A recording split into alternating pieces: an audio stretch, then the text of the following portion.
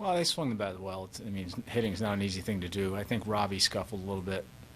He scuffled a little bit with his command. He was coming off the ball. And then I think he tried to make an adjustment and started guiding the ball a little bit. So, you know, he was much sharper in his first 2 outings.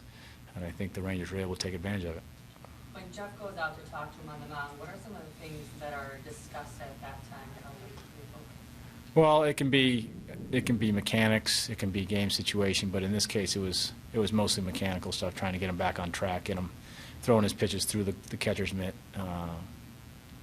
or not flying open, whatever it may be. Yu Darvish able to keep bats quiet. What was the key there that you saw from him? Well, he threw. You know, he's always tough. I don't. You know, he's been sharper for sure. And we had some good at bats. We hit some balls hard.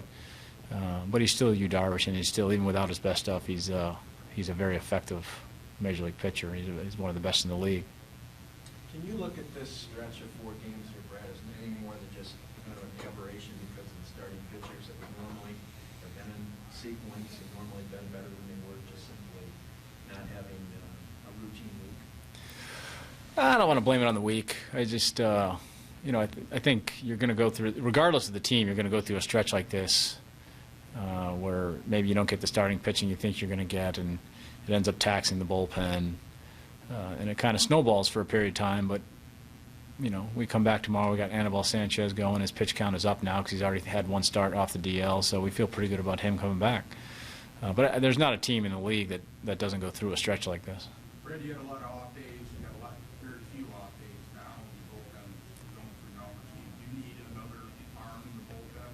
One less position player? Is that something you're considering right now? Well, we sent Robbie Ray down today after the game, so we'll have another arm tomorrow. Corey Knable will be here tomorrow. But any further beyond that, or do you have? No. No, I mean, Knable's able to go multiple innings. We didn't use Joe today. We didn't use Java today. We didn't use Ian Kroll today. So those guys will all be available tomorrow as well. And like I said, we hope the same. You never know for sure how deep the starter's going to go, but we feel good about Sanchi on the mound for sure. Was that the plan for Robbie? Yeah, this was going to be it.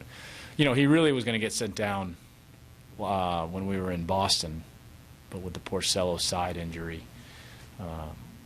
we just decided to keep him here for 1 more start so we could give Rick a couple extra days. That's all that was about. So. Primarily, is the to-do list for him going to be to work on that curveball? Well, yeah, I think the breaking ball is certainly the #1 item on the list. He did a lot of good things. I mean, for the most part, in his first 2 starts, he commanded the fastball. His changeup was good. His curveball came and went. He's calm on the mound. He didn't seem intimidated or daunted by major league hitters or major league situations or being in major league stadiums. So really, yeah, I think you're right. The curveball is the first item on the list that you just want to polish a little.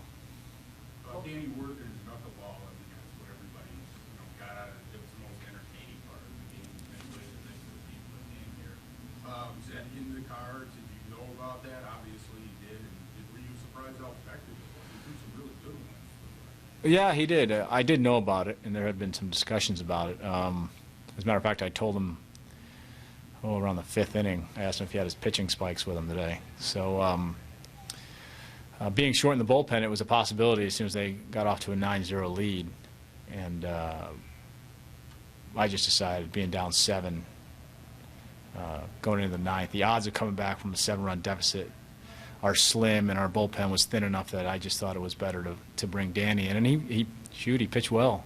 He struck out 2 guys, gave up a hit and a fly ball. So, you know, maybe to the point where you think, do we have this guy throw a bullpen every once in a while just in case we need him, and give our relievers a break? Well, a couple of those, you know, if you started out, they were straight, they were like 68 miles an hour or something, but you threw a couple of them that they started to bear down, and they actually couldn't hit. I mean, he moved a great deal. Were you surprised by that? I wasn't, only because I've seen him throw it before. It moves quite a bit.